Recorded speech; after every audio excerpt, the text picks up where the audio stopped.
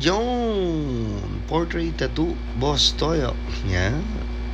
Nga pala, pinortrait natin siya, nakalive yan sa Memo TV FB page.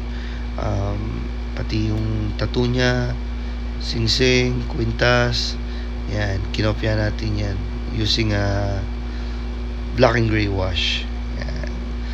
And ang voltage natin dyan is 5.4 using a 7RM, 11RM, 27RM, and then 11M1, 12 gauge sa buhok, yan, sa mga solid block.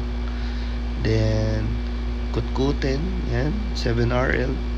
So slowly but surely lang innovate as always, and giving 50% discount basta portrait, right? Black and gray, colored o fake wash, yan, pwede tayo dyan. And 24/7 po tayo. Hindi tayo nakasali sa comping ngayon eh. Gusto ko talaga sumali, kaso inumaga na tayo magtattoo.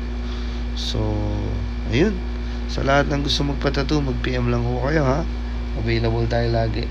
And yung ginawa pala nating portrait nung nakaraan kay Boss Carl is a fake for cover up. Kaya sa lahat ng gusto magpa-portrait dyan, pwede naman using advanced black and gray or a fake.